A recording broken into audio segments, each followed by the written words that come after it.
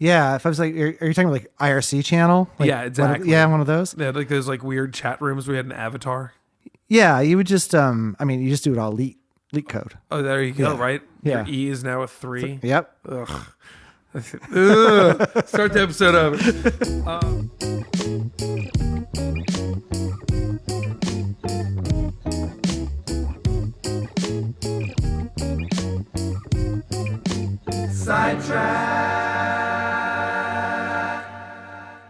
Well, welcome. I rolled the 20 sided. I'm sorry, we have to stop here. I know that because I'm a software engineer. What's your excuse? I know that because once upon a time, if you downloaded some tools so you could spoof other people's AIM stuff, you would think you were a hacker. Very good. And yeah. Okay. That's horribly dumb. Yep. I'm not that young. I mean, like, I've been around. Yeah. I had dial-up internet. So what are we doing this week? I guess I'm going to try to convince you. Of what? I'm going to convince you of an album that I don't believe that you had heard before.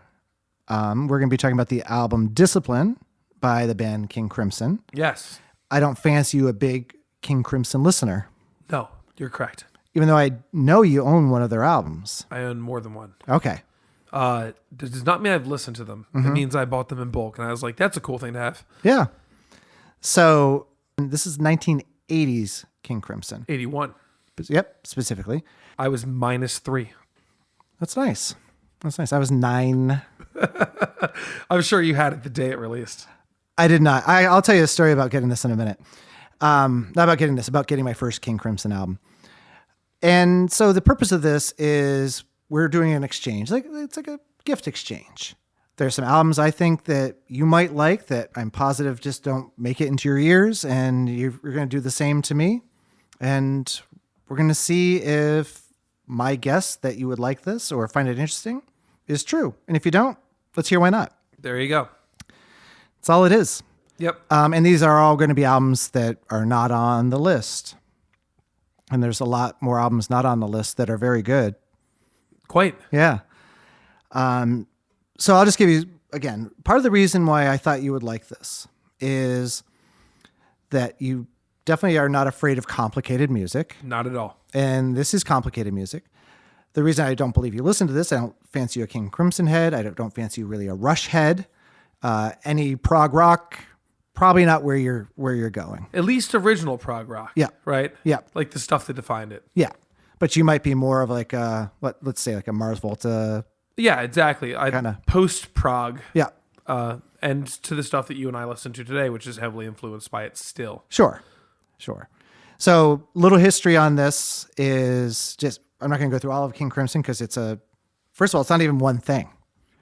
So King Crimson was formed in, 1969, and it contained Robert Fripp, who's on this as well, Michael Giles on drums, Greg Lake, vocals and bass, and Ian McDonald, winds and keys, and Peter Sinfeld as the lyricist. And they opened with In the Court of the Crimson King, which is considered a seminal prog rock album with one of the best album covers. See the album cover in my face right now. It is one of the best album covers. And in the 70s, it was a very different style of music than what we're about to talk to. There's a lot more, I don't even know how to put it without being, it's going to sound disparaging. But some might think there's some elves involved in some of the earlier music. It might be a little bit more... Treants. Yeah. Not all of it. There's some stuff on Court of the Crimson King that goes back and forth. They had a handful of albums, really culminating with the album Red, which is considered the best album of the time, or the most well-regarded album of the time. So I actually bought In the Court of the Crimson King by mistake. So in the 80s, I was a bit more of a metalhead than I am now. And are you familiar with King Diamond? No. So King Diamond was this like devil rock guy, and he had his face made up like almost looked like Kiss. And he had upside down crosses and sang with a super high voice. And I didn't really know his music at all, but I saw what he looked like, and I'm like, I'm going to get a King Diamond album. That's me. Yeah. And so I go into the record store, and I was frequent enough at the record store where the guy kind of knew who I was. I walk in, I'm like, hey, do you know anything about King Crimson? And he goes, yeah, they're great. I'm like, what do you recommend? And he goes and he hands me Court of the Crimson King. And you're thinking, I am so cool right now. Yes, I now have my King Diamond album. And I come home, and I'd heard King Diamond before, and I put this on. I'm like, what the hell is this? I was so pissed off. How old were you? I was like 13, 14. That's awesome. Yeah. You had a couple of funny record mishaps over time that if you listen back to our catalog, you'll hear about. Yeah, we want to listen to Jefferson Airplane. Mm-hmm. Yeah. Had a mishap there. Because I'd heard of King Crimson, obviously, when I went in, and I'm positive that I said King Crimson to him. And he was stoked. He's like, you're ahead of your time, kid. Yeah. Yeah. And when I saw the album cover, I'm like, this is amazing. I'm going to love this. And it's all going to be about Satan, and it's going to be great.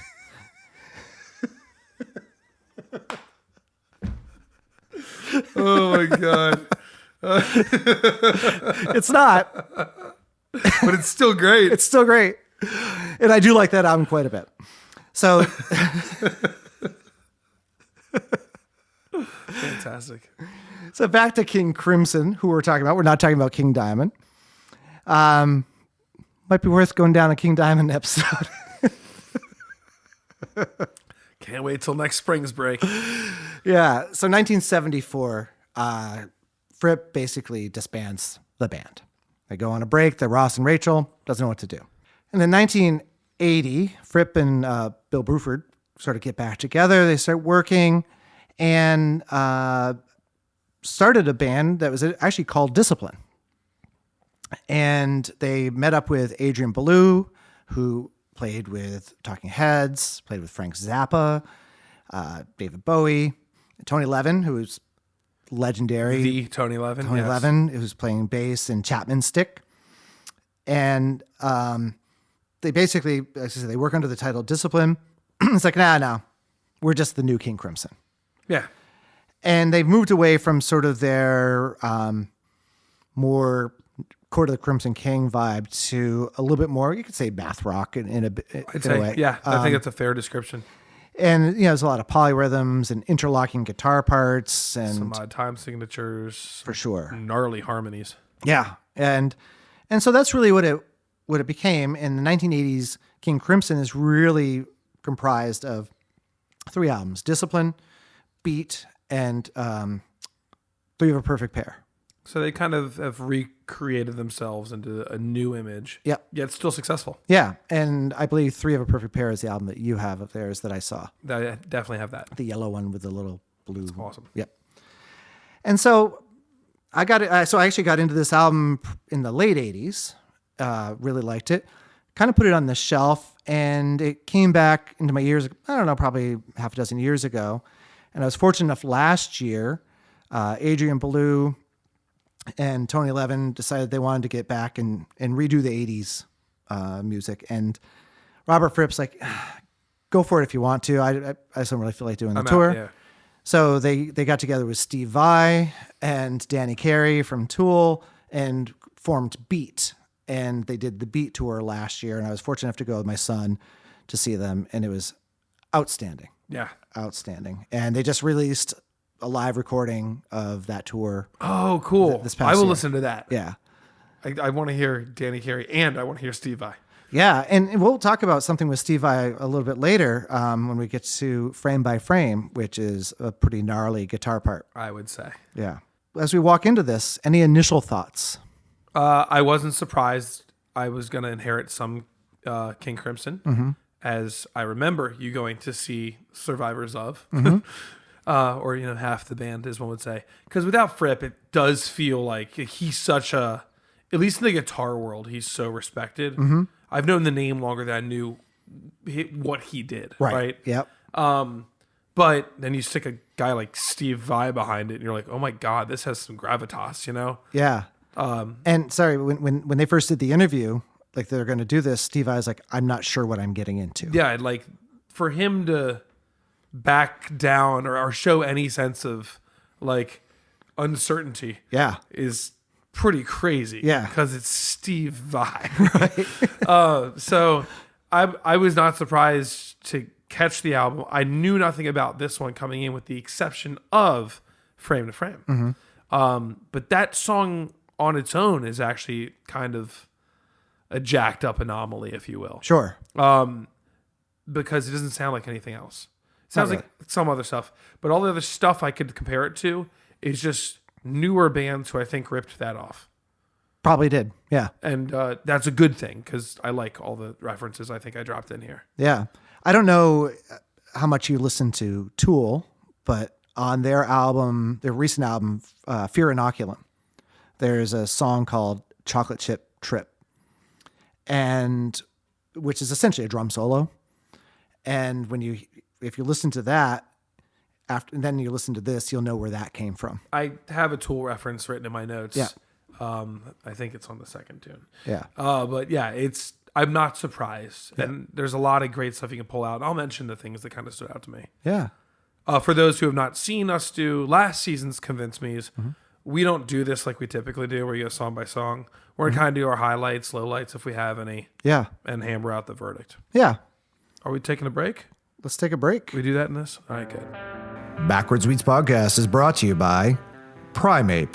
Unleash your wild side with our premium Gorilla Mask Kit.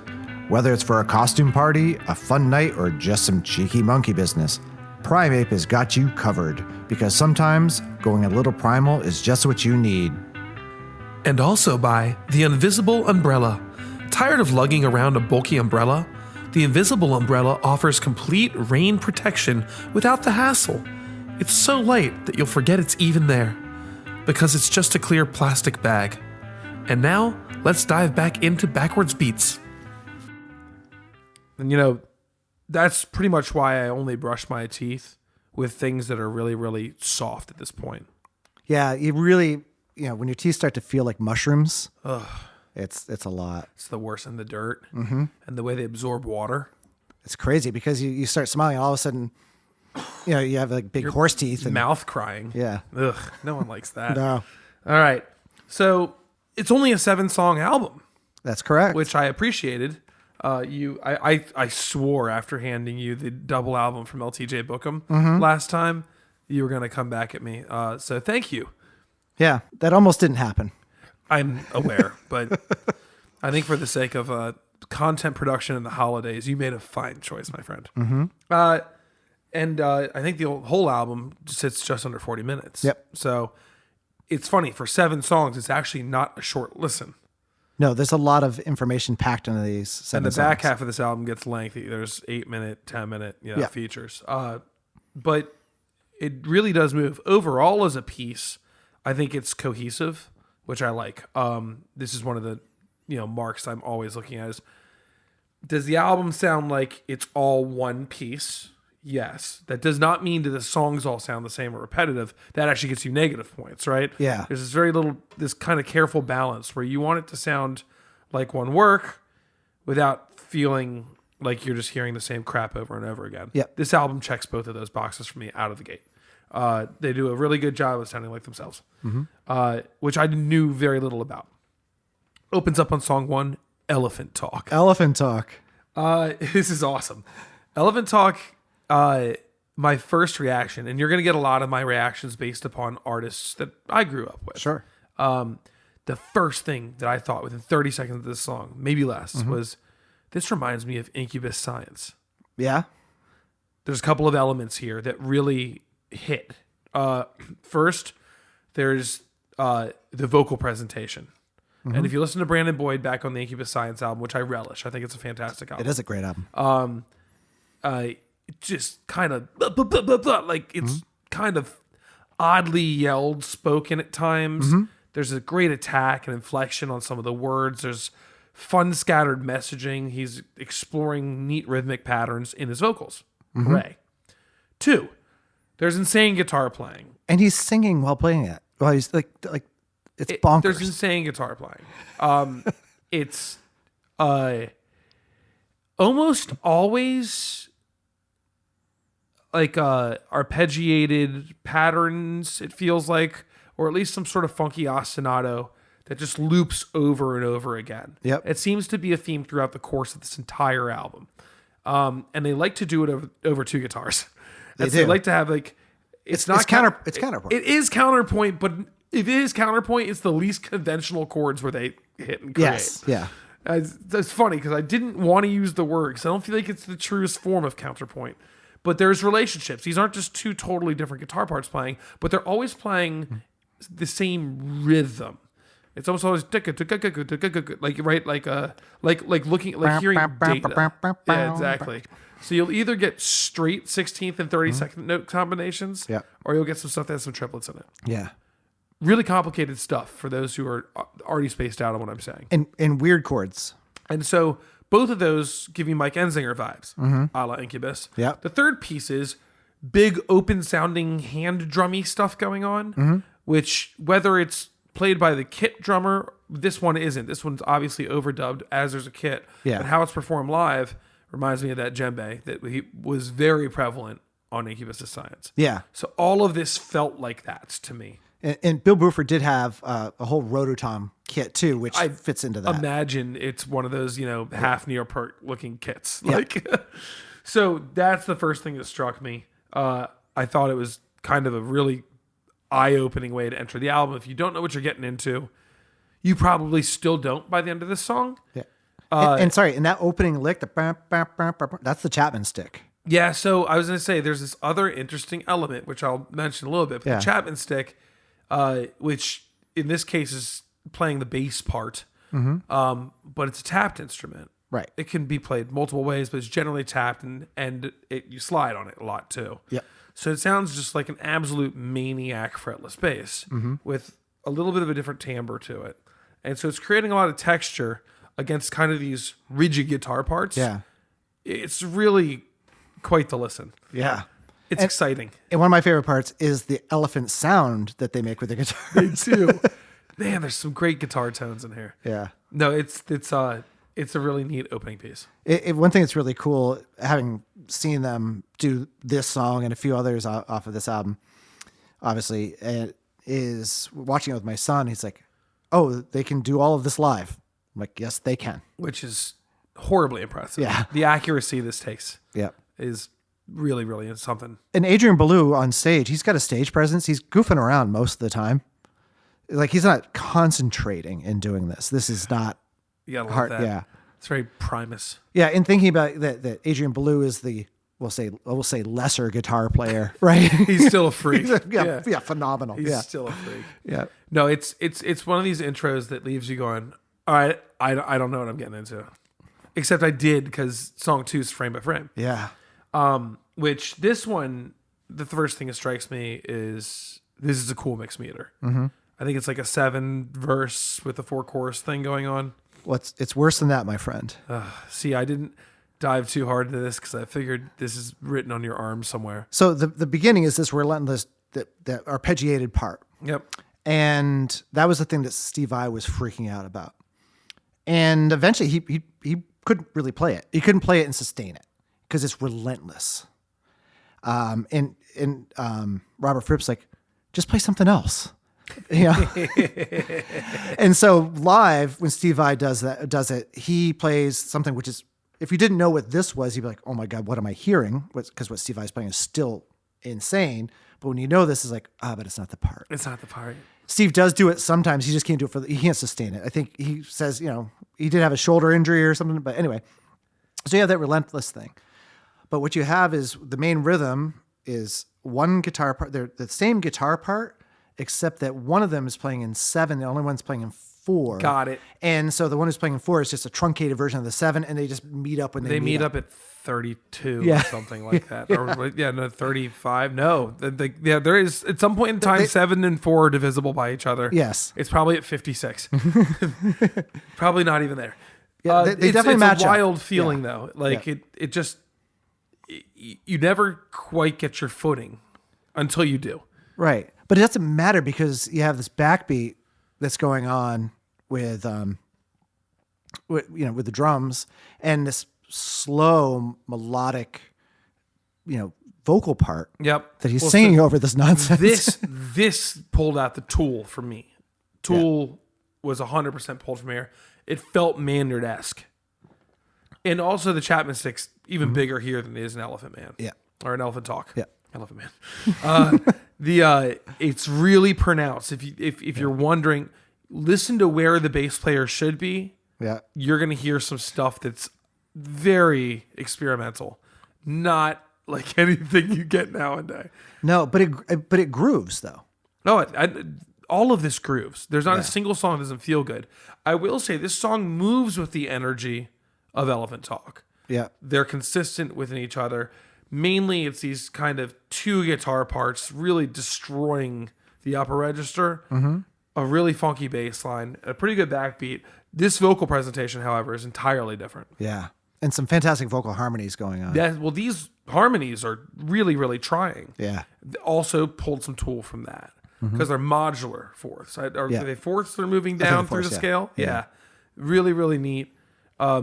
You're convinced by song 2, if you know anything about theory. You go, okay, I'm in prog rock world now. Yeah. Like it really sealed the deal.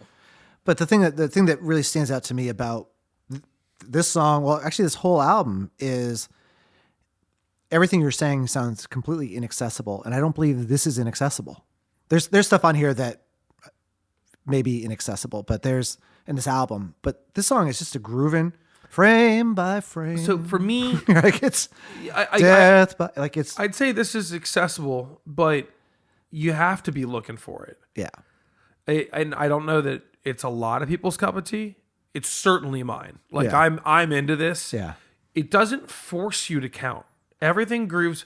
You know what I mean by that? Like everything grooves to the point where you don't need to like go figure out the trippy time signatures. Yeah, it's not Salisbury Hill or Money. Precisely. But Money grooves. Right? So Right? is Salisbury Hill. Yeah, but you don't have and so you don't have to count those. Same thing goes here. If you want to count them, good on you. I obviously was like, I caught the 7 thing. I was like, I swear to God, 7 is happening, and where the 7 and 4 thing happens, if you want to talk about Tool, is the song 46 and 2. Okay. They intertwine 7 and 4, and it's like, oh, this 4/4 part sounds like 7. It's like, no, this is just 4. Yeah. Where Tool picked up some ideas here. No one can tell me otherwise. Danny Carey has said so much. Thank you. Yeah. Awesome. This brings us into the third song. Mate Kudasai. Mate Kudasai. Please, Okay. please wait. Please wait. Yeah. A beautiful song in 6/8. Indeed. This could have been on the 666 episode. This is a big change. It is. This is not like the first 2. And I like that Yeah. a lot. For not only for like album cohesion, it's nice to give my ear a break for a little bit and just see a different side of these fellas. This one is like a blues chart, but not. It's like a jazz chart, but not.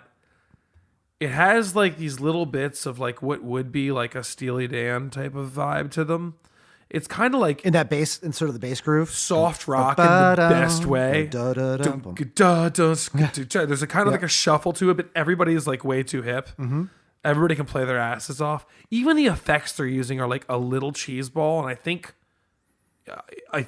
like intentionally, because they made it pretty clear. One of the things I haven't talked about is the timbre of their instruments, and we haven't really gotten to the part of the album yet where you start to really hear how crazy these guitars can get. Right. But it's clear that they had access to resources, access to great gear, pretty awesome ears. They could have made this sound however they want. They really dialed in something that felt a little more trotty, Yeah. And I like that. And that could have also been 1981. Sure. Just the sound of the times. Yeah.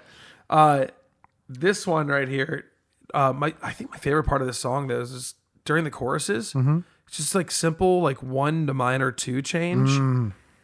Because we've been hearing so much information, there's something soothing and then not soothing. Right. Because they took like a diminished turn. Yeah. The notes they're singing against it don't move a lot.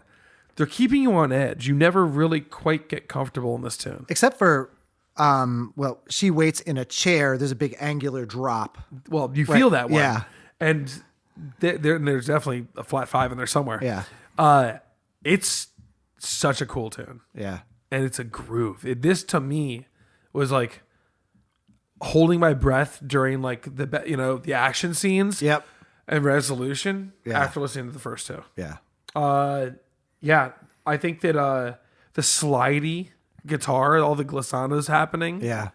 is super effective.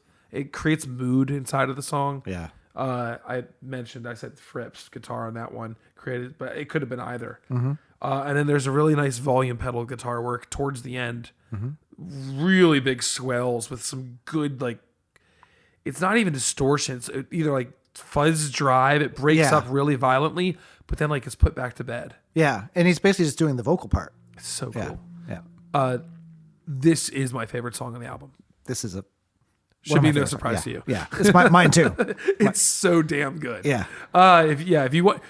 If you want to go listen to one song and be really happy on this album, go here. Yeah. I will not say it's representative of the album itself. It might actually be one of the outliers. There's nothing else on the album like it. No. But it's okay because all the musicianship, the trappings are there. And by the way, the singing is so good. Yeah. His voice is fantastic. Which you weren't gonna get proof of on the first two. No. And had this not been in position 3, you weren't gonna get on the next two. Right. You're like, okay, can this guy sing? I'm sure he could sing. Like, I was like, oh, this guy can sing like Trey Anastasio sings. Like, okay. Yeah. No, this is a very, very good vocal performance. Highly enjoyable. I would want to cover this song. And he sounded as good when I saw him, last October. That's impressive. We're only is 70 years old or how old he is. People lose wind at that point. Yeah. No, this was up front, like such a gem, such a treat on this album. Really brought me back in because I think as the bundle, that's a nice trio of music right there. Yeah, it's fantastic. All right. Awesome. I love that the album called Discipline has a song called Indiscipline. Which is obvious by the beginning of it. Indeed. Indeed. So you have this like big rush vibe. It's all sinister and crazy. And it's this intro and it just cuts. Yep. And I believe the line is, I do remember one thing. And he goes on to this kind of like monologue. Neat. This is very experimental. This is giving me like Zappa vibes. Yep. In presentation more than anything. And who he played with. Huh? Who he played with. Yeah, but Adrian played with, yeah. It's so funny. Yeah. The guys who would play after and the guys who did play with are all references. It's very clear to me. Yeah. And Steve I played with Zappa too. Exactly. I remember hearing the Zappa tapes and Steve Vai's testimony on all that. And just, that guy's, for as good as he is and as insane as like he's like recognized in the field, he's sweat bullets more than anybody, it feels like. Yeah. He's had to go against people he respects way more, Yeah. This tune is wild. I count it in 5/4. Yeah. Hard. It took me a second. But about halfway through the song, and I went back a few times, I was like, yeah, it's locked. Yeah. And they do a lot of stuff, so sometimes it's hard to find the obvious pulls. Yeah. I'm gonna call it 5/4. I believe it is too. And in live when he's doing his monologue, like the line that gets you back out of the monologue is something around the lines of "I can't wait for you to see it" or whatever it is, or "I liked it" or whatever it was. And so he would ramble, and the band would just keep playing and ramble and go longer and longer, and then say it. But he wouldn't cue them. He just like blurt out the line like, okay, anyways, whatever the next downbeat is, we all go. Yeah. And hopefully he puts it in the right place, or else we're like idiots. Yep. And he was trying to mess him up. You said he's goofball on stage. Yep. And so this song is, if you look at it, is 2.5 sections. The A section is gonna be this pretty like hefty, like I said, sinister is the best word I could come up with. I really like that. And then the other part of it's a monologue. Yeah. It dials back significantly. And he repeats himself when he's under stress. And he repeats himself when he's under stress. He repeats himself when he's under stress. This one, it's an art piece. It's not like a flowy listen is what I'm getting at here. No. It's intense. and I like that. There's definitely the Talking Heads type of vibe here in presentation. Yep. It's like blatant. Yep. I'm not sure who came first, chicken or the egg, but like, Well, Adrian played with Talking Heads before he played here. there it is. So, but it's of the time, like right there. Yep. And Talking Heads kind of fall into their own category when you look at them. Who else is in the Talking Heads genre? No, there's Talking Heads and that's about it. Like you will find things that were inspired by it or things that people want to put adjacent to it. Yeah. Yeah, like Flaming Lips, and you're like, okay, fine, whatever. That's down the road. Yeah. This is like a stylistic thing. And I guess if you dialed all the way back up to Elephant Talk, you could probably get a little bit of that too. Yeah, because of the shouty talk, it's all yeah. And like there's a really odd expressiveness to his voice too. And you know he's doing something funky there because when you hear him sing a few songs later, you're like, oh, Yeah. you have a lot of character. Yeah. Need tune, pure chaos. Adds to the journey. And it sits right in the center of the album too, which I think is nice. Well, yeah, because I think there's a story arc to this. No one has ever said that, but I actually think I've actually been able to thread a storyline through this entire thing because we're at song 4, we go to song 7. Song 4 is In Discipline. We do finish with Discipline. Mm-hmm. But before we go to Discipline, we hit some heavy content. I was going to say, if there's an arc that I felt, it was definitely the back half of the album where things really start to kind of unwind. Yeah. So that brings us to the 5th song here, Thela Hun Ginjeet. Yep, Thela Hun Ginjeet. Which is, I believe, a anagram for heat in the jungle. You are correct. Yeah. You are correct. I had to look it up, man. Every now and then Carl researches, but I had to look it up after hearing the back half of the song is kind of monologue. Yeah. Once again, we have one of these things, but now he's storytelling. And I was like, okay, what does this mean against what he's saying? And it's incredibly clear that this is all just talking about violence in the city. Yep. And I don't know if it's a specific experience someone had or just a general outlook, but there's It's a real story. Okay, good. Yeah. I mean, there's a slightly political or social definitely social statement here. Yeah. And it's heavy. And so that caused me to go do a little bit of research. Yeah. And happy I did, because I think it ties in the front end of the song a little more at that point. Because this tune, you start the tune off, and you feel like you're back at Elephant Talk or Frame by Frame. Mm-hmm. You have kind of these manic guitars moving fast, doing some weird syncopated stuff. You got a lot of that same vibe, which is, it almost feels like West African in the sense that you have this hand percussion mixed with the very melodic bass parts, which I love. Yeah. Driving bass part. Oh, very, very. And that's, all the African, West African music we've listened to, it's almost always incredibly driving and free bass part, right? Yep. And then you get the wholesomeness of these hand drums. This one, I think I made a drum note on this. No. But I started to really listen to the hand drum sound sources. These felt a little more conga-ish until in the middle of it, a timbale rings out hard as hell. Yep. And I was like, Latin. That's not a Latin groove. No, there's nothing Latin about this song at all. Not at all. You know what this does? This song does a few things for me. It drives, and it reminds me, even a little bit in the production, Parliament Funkadelic. Okay. Because sounds nothing like Funkadelic, but I see what you're saying. It does, and I'll tell you why. Old Chili Peppers, who drew off of Funkadelic. Yep. Driving groove, group sing, whole band, 8 voices, unison. Right. Upbeat, really funky cadence, neat melody, pentatonic melody. Well, the verse melody though. Yeah, that's all. Yeah, I'm talking about the chorus. Yeah, and I was like, this feels like actual funk. Yeah, but like roots funk, not like brick house funk. Yeah. Yeah. The groove isn't, but the vocals are. Yeah, you get it? There's just something incredibly soulful about this that I really appreciated.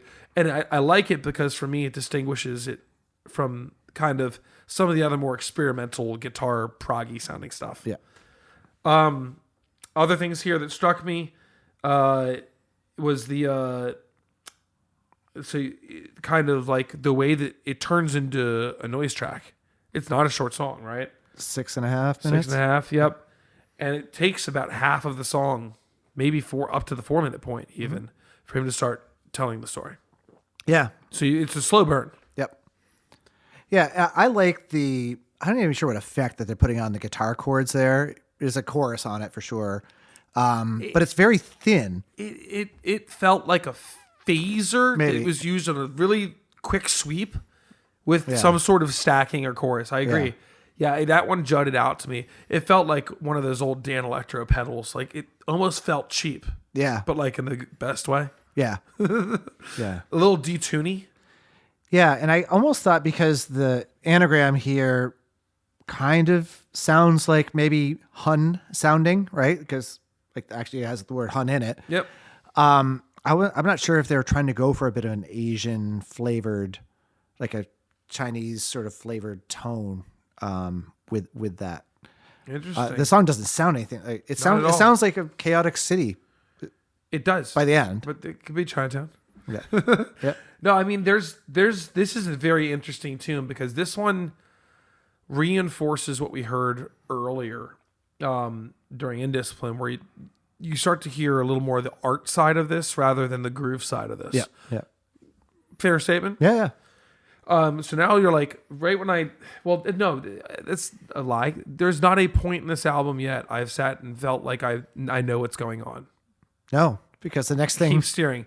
But everything's complicated, except one song. right? Up until now, I'm just like, there's a lot. This is thick. This is 600 thread count. Yeah. You know what I'm saying? Egyptian cotton. Yeah. And so, in a good way, because it's a comfortable thing to sleep in. But that's how I read that. It takes you into sixth song, which is The Sheltering Sky. 8 minutes and 22 seconds. Oh my gosh. So this song starts off with a pretty chill intro. Yep. Immediately I listened to all of our favorite instruments. This is the first time I felt familiar with the band. Like, okay, there's the bass line, there's the hand percussion. I know you guys now. I figured you out. What I didn't see coming here was this really cool dynamic build, which we have not had yet on this album. Right. Mind you, in Indiscipline, it's a hard stop. Yeah. Okay, fine. This one has this really great build at about the minute 30 point that draws on for a good minute. And you're kind of wondering where this is going, right? And by the time you get up to like 3:15, you've moved from a synthesizer that's doing a lead. This is actually the first time you really are starting to listen to a keyboard. Yep. I assume it's a synth. It has to be. I'm not sure. Live it wasn't. That's wild. It was pedals. In this, I'm almost positive because the sustain is so Yeah. there. And in 81, I'm having Adrian a hard... had this pedal board that was Darth Vader's bathroom. It was a lot, you know. We'll see. I will do something in post. Whatever this instrument is, which I still will stand by synthesizer. It does a lead thing for a little bit, and then it turns into more of an effect thing. And it's using like the verify effect, where things. It's kind of like, you know, when you kill a record and it just slows to a halt, and you hear the tone and the speed ditch at the same time. They do that for like a good 45 seconds to a minute. Yeah. And so it's just playing with effect. Yeah. And now you're maybe halfway through the song. Yeah. And then you end up getting more melody from those instruments, which, yes, could be a guitar. I still always called this synth. I've listened to it 4 times. I'd be blown away if this was all real guitar at that time.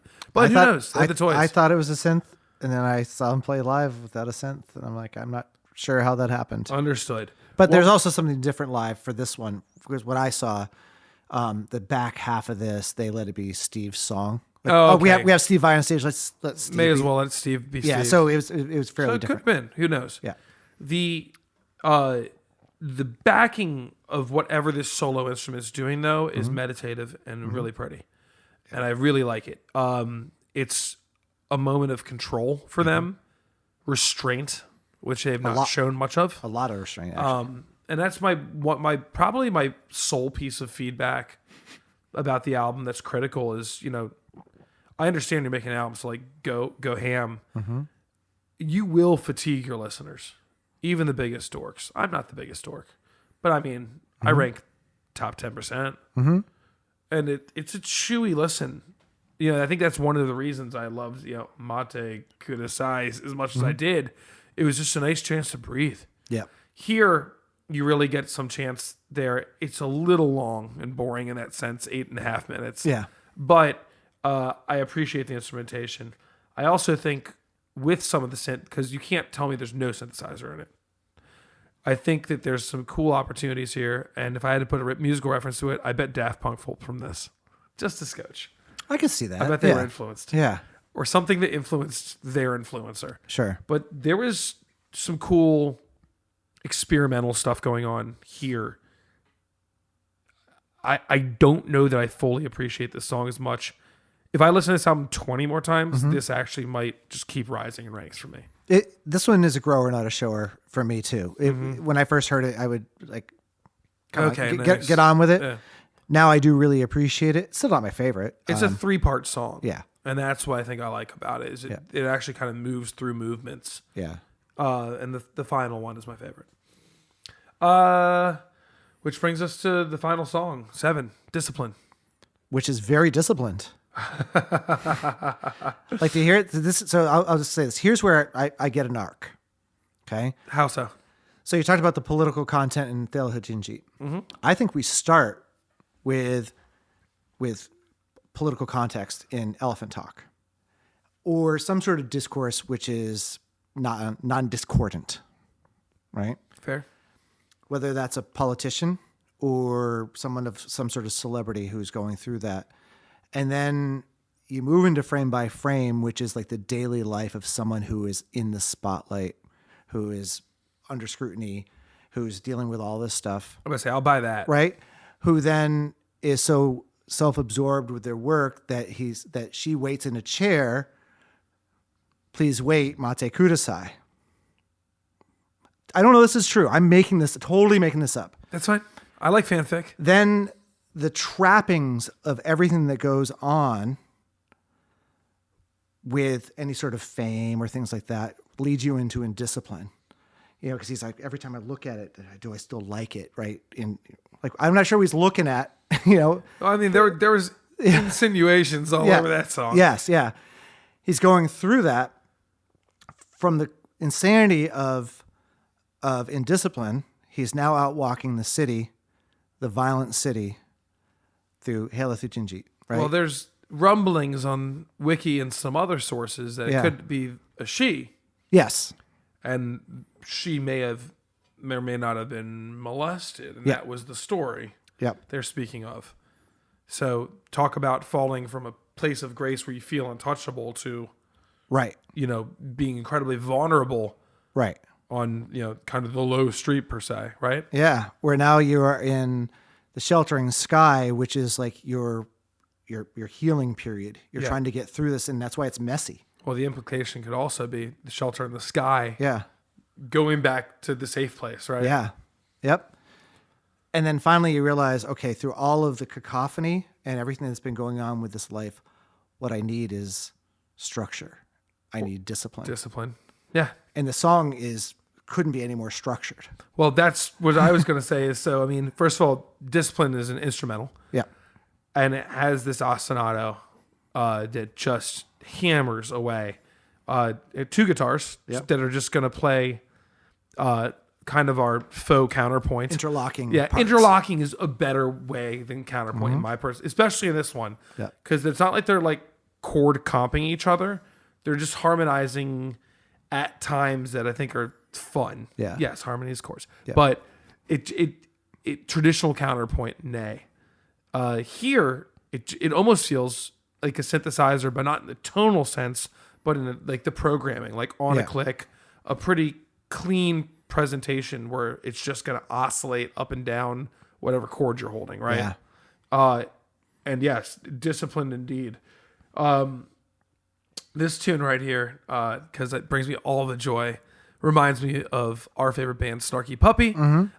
This has We Like It Here vibes, specifically the guitars. I'm positive those boys, Mark Letary and crew, ganked a little something during that, dun, dun, dun, the horn part. Oh, I know what you're talking about. I mean, it's like the feel is there. Yeah. And I, as soon as I heard that, smiled ear to ear. I was like, yeah. Yeah.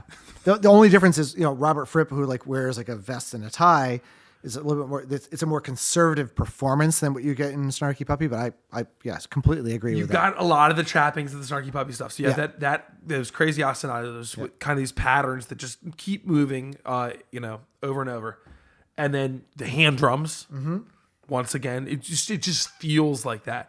Now, this one, about halfway through the tune, yeah, about halfway through the tune, around 3:15, 3:30, the drum groove like suddenly wakes up. Yeah. And they're playing, I wouldn't call it conventional, but it's just this like, it's not a groove I've heard yet on the album. And it's compelling and it's simple, but it's really, really good. And it drives the song and everything's really building, but it's not building in anticipation. It's simply building in strength. Yes, in layers. Yeah. And every one of them just adds in a little bit more. It's like they came up with the 100% version, stripped it back, and then put it all back together. Yeah. Without ever showing you the first piece. Yeah, I buy that. Yeah, I think that makes sense. It's really, I don't know, it's encouraging. It's a great way to end. Yeah. This is my second favorite song on the album, which is funny because it's a little linear, which is not my jam. Like, I'm like Groovehead, and you know this. Yeah. But there's something about this song that just feels right. Like, I go running to this, like. Yeah, because everything is in its place, which is not, you're right, that's not you. You're more of a like lay back and feel a groove thing. And when I first heard this, it wasn't my thing. And then I'm like, God, I love this song. I like that it's modular till it's not. Yeah. Because once you appreciate about half of the sound was flying through it, you go, okay. Right. This took a lot of thought. Because you run out of space. There's only so much you could do. Yeah. And they make pretty damn good choices. And, the production overall, to be able to have albums produced where you can hear all of the frequencies and all of the effects with good space, I have to hand it to them. The production's fantastic. It is. For the time. For 81, for an album that they knew wasn't going to fight, Whitney Houston or whatever's going out then. Yeah. Like, this is a fantastic effort. Yeah, my only critique of the production is I'd like to get a little more low end, but I could be just spoiled by all the low end I get now. Yeah, but to say it just wasn't there like it is now, Yeah, we have more of it now. But no, I mean, I certainly wouldn't say no to it. Yeah. Also, it's not the most conventional bass playing and or instrument, right? No, the Chapman Stick is it's a 12-string instrument with it's half of a bass and half of a guitar, basically. Yeah, it's wild. And so when you are offered more range, you're probably not just going to take, your low E string or whatever the low string on it is. I'm not, I know what it looks like. I've held one once. Like, that's it. I've never really played a Chapman Stick. Yeah. Look, at the end of the day, I think you've convinced me in the sense that would I buy this album? Yes. Will I listen to this album again? Absolutely. Do I have a newfound respect for King Crimson? Absolutely. I like this album more than a handful of albums that we've listened to on the list. In fact, a handful might be an understatement. I like this album probably more than 14, 15 of the albums that we've listened to. Wow. So take that. Take that. No, it's fantastic. You nailed this one. And I think this band is a great place to show, for those who are wondering, like, where you and I intersect musically. Yeah. The band that you and I started, together got into weird stuff that was, could dream of being this, that would entertain a lot of these ideas. We could pull from this, would happily be influenced by it, would love to be affiliated with it. And it's challenging and it's fun. It's still musical. Yeah. I would like to see the pre and post of this and kind of see where it lands. Yeah. Right? Because if you're into singer-songwriter, this is not for you. I'm not saying don't listen to it. Listen to Mate Kudasai. Yeah, listen to that. It's the 1 of 6 though, Yeah. or 1 of 7 at that Yeah. point. If you're into prog, listen to this. If you're into metal, listen to this. If you're into any kind of rock, listen to this. If you're into EDM, electro, listen to this. It oscillates. You will hear analog things that remind you of artifacts. Yeah. If you're into country, you probably don't want to listen to this. Probably not. Except for R&B, this probably won't stoke you. there could be a cool country version of Mate Kudasai though. Agreed. Because that song is just it's a very basic song. Yeah. It's a little bit of a chewy listen. Yeah. But I like that. I like my meat cooked medium rare. Yeah. Not everything's Hostess cupcakes. No, this is so good. So I appreciate you sharing this gem with me. I'm glad you enjoyed it, my friend. Well, I look forward to throwing an album your way for our next challenge. I guess we in a bumper early have already talked about what we're doing. Have you gotten any listens in on mine yet? I have gotten a handful of listens in. Very good. Yeah. Should we save the band for next week? Let's do that. All right. Well, in the meantime, I'm Carl Carter Fansteel. I'm Dan Woodard. And we look forward to seeing you when I try to convince Dan.